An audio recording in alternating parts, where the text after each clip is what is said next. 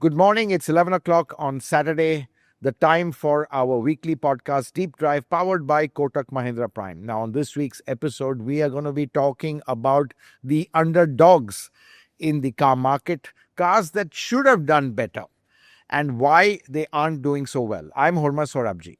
And I'm Sergius Barretto. And yeah, absolutely. These are cars that, as Hormazd said, should sell better. They're still very much in showrooms. You can go out there and buy them. But it's just that people aren't really looking at them and buy huge numbers. We don't mean, being second in place, but cars that could have been maybe in the second, third rung, but are at maybe the last spot. And Hormazd, I have a list here. So I'm going to go through, and this is in no particular order. Hormazd and I haven't ranked them, but just cars. And I think I want to start off, Hormazd, with actually your favorite underdog, which is the Citroen Basalt. Yeah, that's right. Yeah, I mean all the Citroens actually, because I think, after driving the Basalt, even the C3 Aircross or the Aircross, I'm just kind of fallen in love with that combination of that 1.2 turbo petrol. Right. Brilliant ride, and the 6-speed ISIN and the handling. It's just a car that drives brilliantly. Right. And for me, I kind of forget all the other, lack of features and niceties. Though I have to say that now they've even addressed that, quite a lot, quite well. I mean, driving the new Basalt X, I was really, really impressed with the car. And, it's just sad that Citroen has just fallen off the radar. And the Basalt X, the interior is much nicer. Of course, still a lot more could be done. It's not really the benchmark as far as content and features go. But they've caught up. They've caught up. They're in the game. Right. But I think where they just knock it out of the park is just the way the car drives. I'm just super impressed with it. And that 1.2 turbo petrol of Citroen's, definitely, I wouldn't say one of the best. I would say it is the best in a lovely flat torque curve. The way it pulls, very smooth. And, mated to a torque converter, pretty good. Transmission's a bit snappy. They could have calibrated it a little smoother. Because you get that initial lurch. Jumps, yeah. But I think otherwise, and the ride, especially on Mumbai roads, it just soaks up everything fantastically. They've really mastered the ride comfort. I love the steering as well. It's light, it's still responsive, and it's just a great car to drive, Sergius. And it's just a shame that, what has happened to that brand. Yeah. It's really fallen off the radar. They are trying right now. I think, overall Citroen has, with this has triple sales, but the base was very small. Very low. Maybe 400 cars have gone to 1,200-1,300 cars, something like that. Yeah. But this is a brand or cars that should be doing a lot better than the numbers suggest. Yeah, and pricing also fantastic. Exactly. Super pricing. So I don't know, why they aren't doing better. I mean, yeah. In fact, so Hormazd, I have the numbers here. Yes, sales did jump on a low base. It's 200 plus units now. So clearly too small. I mean, it's still too small. I mean, 200, okay, you can feel good and say, they've doubled sales. Right. But I mean, they were selling in 2 digits. Yeah. Which is just appallingly low. Exactly. I think, the point was that with the earlier car, they kind of ruined that brand image. It was way too under-equipped. They saw India as a cheap market, not a value-conscious market. I think there's a big difference in that, which they failed to recognize. Too often, and I think the French have done this too often. See India as cheap and not value conscious. And the dealers, there just aren't dealers. They're just too few. They tried the phygital model, as they said, physical, digital. Yeah. I think this was another blunder in some of the many blunders they did have. A bit too much fidgeting they've been doing. Yeah, absolutely. Too much of fidgeting. It's and it's sad because I think you and I have both recommended this car to a few people, and I remember one of my friends got back to me saying, yeah, but where is that dealer? I don't have dealers nearby. But I think clearly, obviously they are increasing the dealer footprint. But I think, looking at the product itself, what they've done with with the X version, right?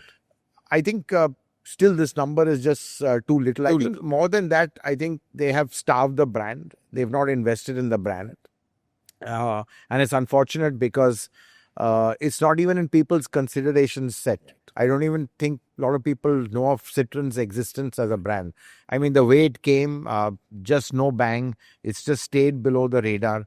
And, the world has moved on, competition has moved on, and in this, super competitive, hyper competitive market where you've got everyone, fighting for, let's say, the, how do I say, the customer. Right. Clearly in the sense that bombarded with So, all kinds of communication, Yes. Citroen has been just remarkably Sure.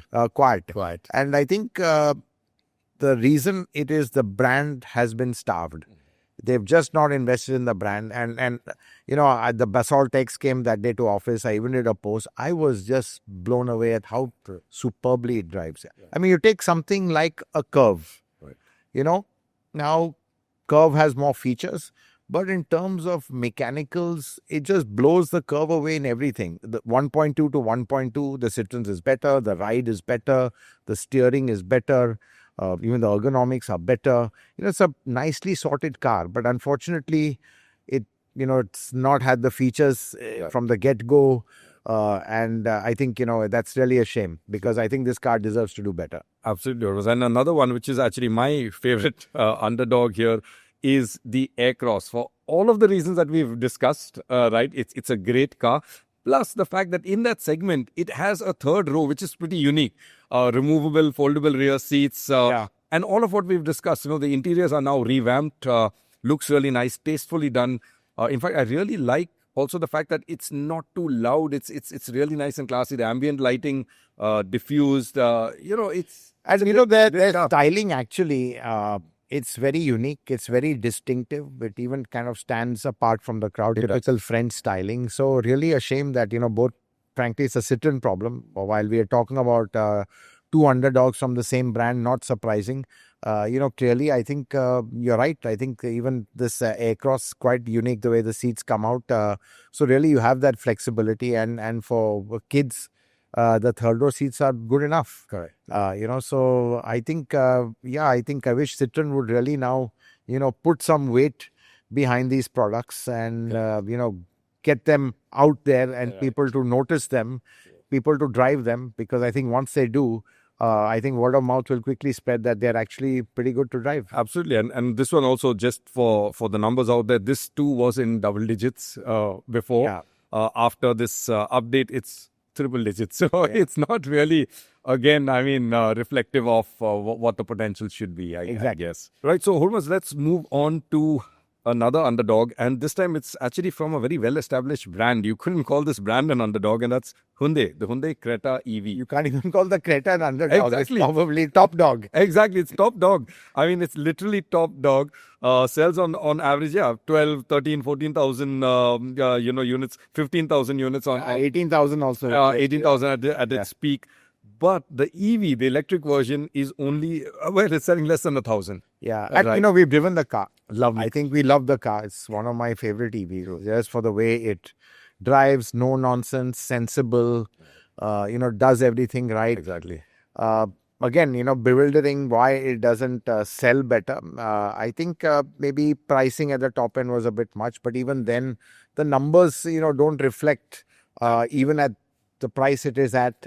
What it sells, the potential is a lot more, even if it's on the pricier side, because it really delivers well. It does, almost. In fact, the mileage as well, in terms of, let's say, range and efficiency.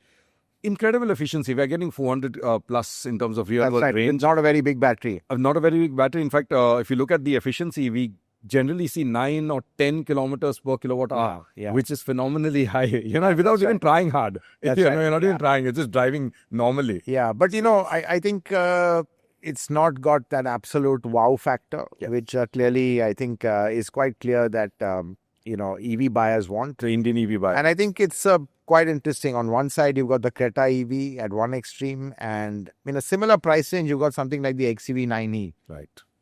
More space, bigger, more of a radical design, right? Many more features. So clearly it points to EV buyers are going towards that way. And, there are, even when you come to the features, there are, me, for example, I would like fewer features, but that work absolutely 100%. Then a whole lot of features which, don't absolutely work brilliantly. So I think, but I think, it's become an arms race as far as features goes. And clearly, things like triple screens, massive sunroofs, all that sort of thing. We've talked about sunshades as well. Right. So I think all this is making a difference. And again, Creta EV, just for the way it's been engineered, the way it drives, the way it rides, fantastic base. I mean, you would have thought that with the Creta being such a strong brand, the EV would automatically be piggyback on the brand strength of the Creta, but clearly it hasn't. Yeah, and Hormazd, in fact, you mentioned the Mahindra, the 9e, even the B6 outsold the Creta slightly, and that's even more radical and even more, I would say, compromised in ergonomics and things like that. Absolutely. But even that outsold it just slightly. So you're right, it is odd. In fact, a lot of also customers have written in to us, and I'm sure you've also heard this, that they said the Creta EV, you can see the battery is too low, but that's only because you can see it. It's not masked. No. The clearance, and we've been running it for so long now, absolutely fine over all of the speed breakers we've gone. So I don't know if it's the smaller things also that are adding up into, the overall thing. It looks too much like a Creta. People, like you said, want the radical, I bought an EV. That's right. Statement. Yeah, they want to go beyond the green number plate. They want it to be a lot more radical. Yeah, so I think interesting, again, another one that really should be doing much better. Absolutely. So, Hormazd, then I want to move on to another, let's stick with the mass market brand underperforming car, the Maruti Ignis. Now, this has been around for a long, long time, not been updated. So I can see why it doesn't do so well, maybe. But if you look at the value, the pricing of that car, the little hatchback, phenomenal pricing. I mean, 6 lakh onward, 9 at the top end. You've got all of the features you want: touchscreen, Android Auto, the bit.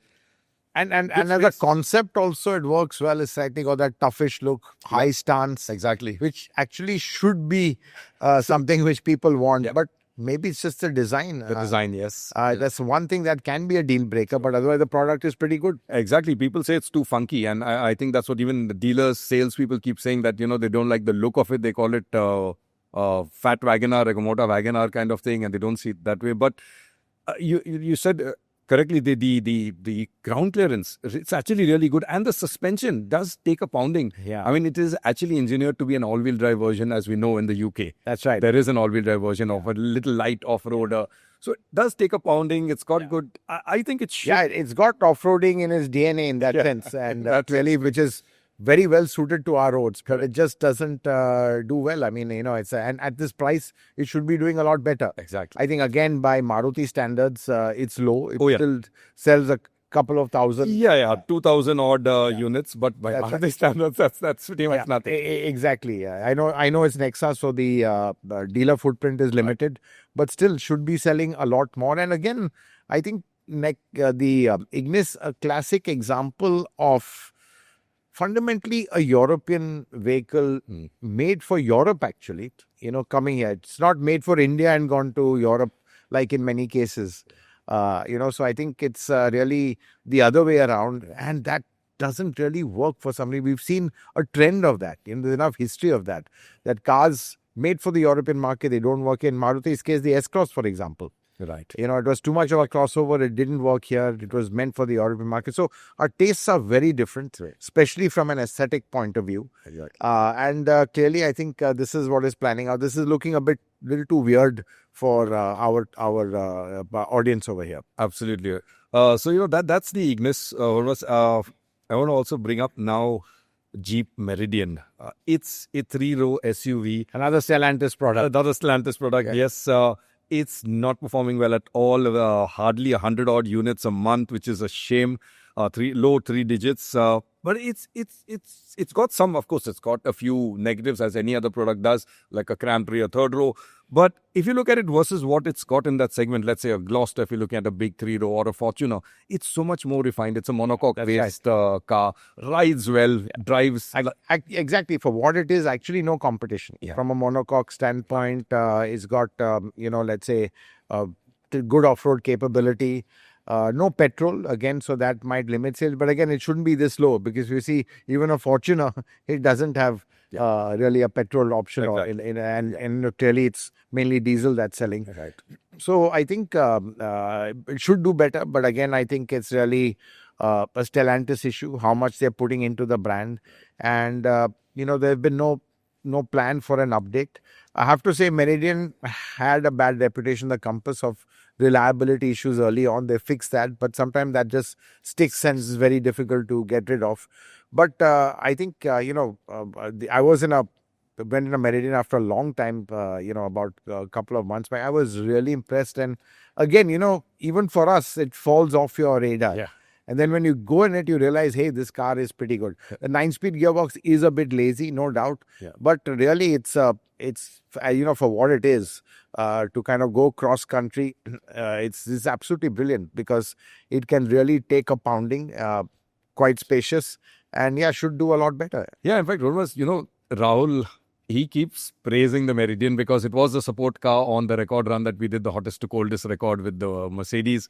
And the Meridian was a support car. And he was like, man, it just performed so well, very comfy, out on the highway, over the rough stuff. It's got genuine 4x4 capability. That's right. So, they were all praised for it. And again, you're right. It's sad that another slap. Again, as you said, it's got its flaws. It's old. It's getting dated. Right.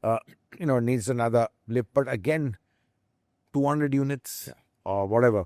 I don't know how many units it is, but triple digits. 150, 200 units. It's just absurd. Sure. So just ridiculously low. And Exactly. I think, again, Stellantis really need to introspect as to what they're going to do, because I think clearly it's not a product problem. It's they need to fix, their show to really get these cars to sell, to their full potential. Absolutely. And Hormazd, speaking of another car selling to its full potential from a brand that's not doing too much, Nissan Magnite. You love the Magnite. Again, you're a big fan of that 1-liter turbo engine. I think, honestly, I feel bad for Nissan because the facelift they did, there's genuinely some good stuff. It really felt good. It was obviously they can't change too much, but they really made it a lot more plush. It felt richer, exactly what the consumers wanted. And, you talk to people, one thing no one faults is the reliability of the Magnite. You talk to a Magnite customer, you'll really find an unhappy one. It really performs very well, really superbly made, very Japanese reliability. Exactly. And, combination of that 1-liter CVT, and it's quite spacious. For example, why I say it's an underdog is, I'll be honest, I prefer it to a Punch in almost every respect. But still, the Punch does so much better. Yeah. Maybe because of the design, and obviously, the Nissan as a brand is against, really right down there. Right. So it's fallen off Exactly. a cliff, a radar, whatever. Yeah, now they'll have to bring it back with the Tecton. Maybe that might have a rub-off effect on the Magnite. But Magnite, I've really liked the car. And, I would even prefer it to the Kiger in many respects. Just generally the packaging and, even the design, proper, good, it's got everything. It looks like a proper SUV. Yeah, it has that Exactly. SUV upright body. It's got that stance. SUV upright body stance, not as crossover as the Kiger is. So I think Magnite, again, drove it very briefly, and I was very, very impressed with it. Not briefly, I had it for a week or so. And really, I was just thinking, this car should be doing much better than it is. So, Hormazd, you correctly said in terms of the dealers and the brand. If you look at the brand, it is a one product company. So it doesn't infuse confidence into a customer when you look at Nissan and you realize, oh, this is the only thing they are essentially selling. Yes, they did have the import, which was Excel, which was a total disaster. They just made a mess of that, overpriced it. Correct. And and then got big boys' toys to sell it. So it's essentially a one product company, and that doesn't infuse confidence in a buyer. And I think that's really kind of pulling the Magnite down. When you drive it, you'll really be impressed, and you'll think, hey, why is this selling more? Absolutely. I love that engine. I really love that engine and the CVT combo. Nicely done. Yeah. Minimal rubber band effect. We've driven CVTs with worse than that. So, yeah, absolutely. I think that, yes, should do more than its, sales. What are the volumes right now? About 1,500 to 2,000. So that's something. Again, for that segment, compact SUV segment. That's that. Want to move on to Hormazd now. This one's a bit of a difficult one because this is the Maruti Invicto.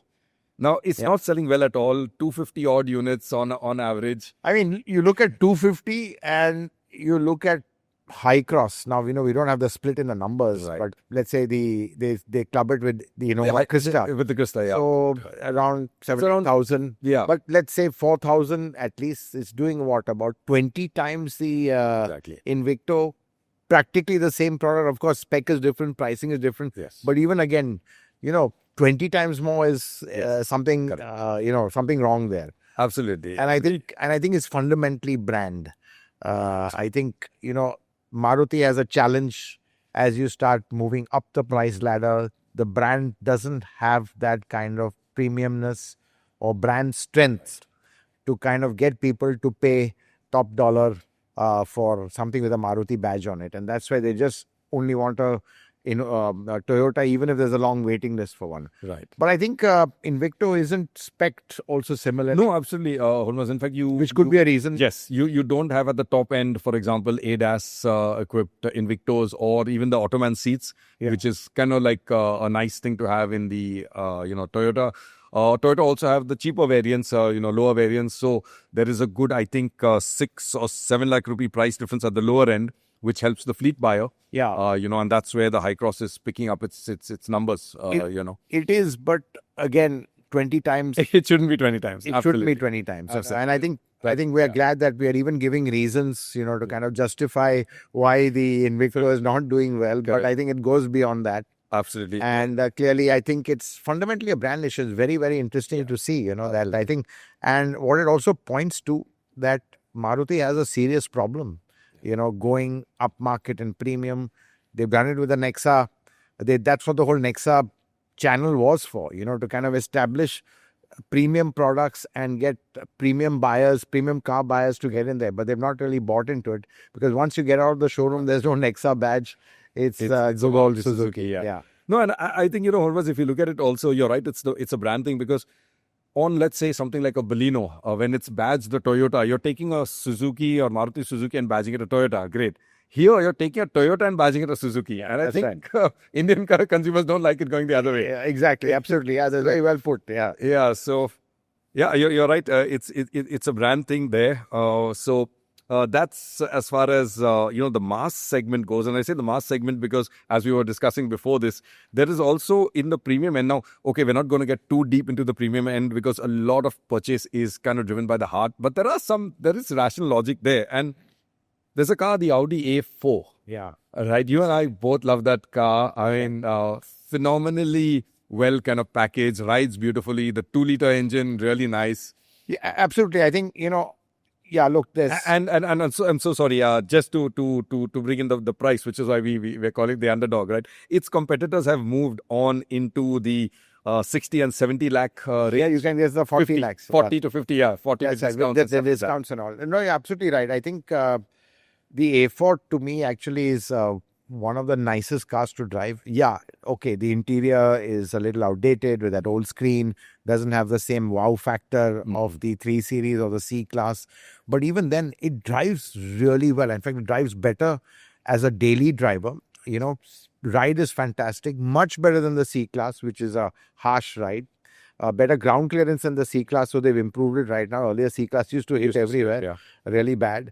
I think other than the legroom, the rear seat squab and all is more comfortable, though the legroom is tight. So there's a lot going for the Air4. And I think their 2-liter is really, a good blend of responsiveness, smoothness, and it is perfect for daily driving. Right. And I think...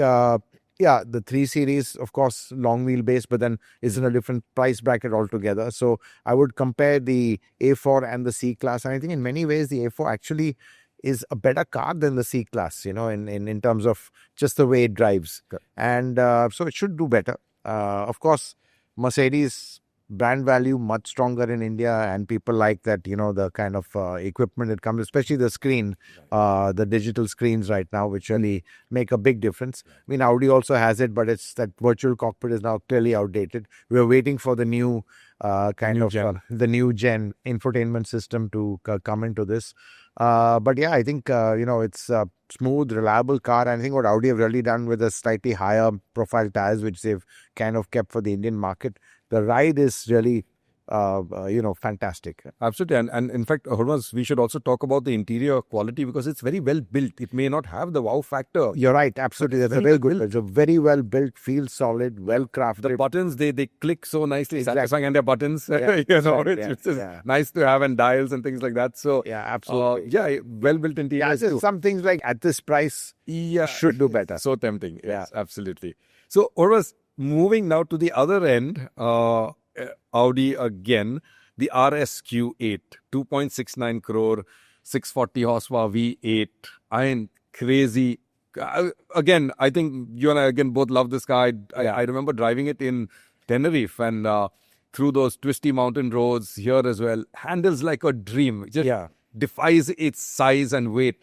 And so much more cheaper than the Urus. Yeah, that's right. Well, look, I mean, just to put it in context, you've got even a Cayenne Turbo, which is closely priced. But I just think, the way the RS Q8, what it really offers, as a combination of a daily driver, the space, blistering performance, absolutely phenomenal, 640 horsepower now, really crazy power. Right. In fact, it's more a cousin of the Urus, the more expensive Urus, than a cousin of a Cayenne, so they're all from the same group. And really, when you see the Urus is so much more expensive, it's what, over a crore and a bit much more. Oh, yeah, it's almost double actually. Almost double, almost because double, it's now the hybrid and all of that. So exactly. So I think it's just somehow just not caught people's, let's say, it's just looking too much like a regular Q8, which people don't like. And also, I think people spending on a performance SUV, look at other brands. But I think in terms of capability, it is just phenomenal. And, we still, with Aditya Patel, even with the old one, we still hold the lap record, for certain circuits like the Budh, Curry, all this. So I think really it's still a very, very capable car and should do a lot better. Right, absolutely. So, Hormazd, that wraps up the list of underdogs. I think very, very interesting list. What do you think? Let us know which are their underdogs. Yeah, that's absolutely. So do give us your thoughts. This is what we felt personally. We've kind of, gone through all the cars on sale right now. I mean, for us, an underdog is a car that should be doing better, which means fundamentally it's a very good product. You can't get away from that. And it should be doing much better than what the sales volumes are, and multiple reasons for that. But we'd love to hear from you as well, what you think are the big underdogs in the market and which ones should do better. Anyway, thanks for watching. See you again, same time next week.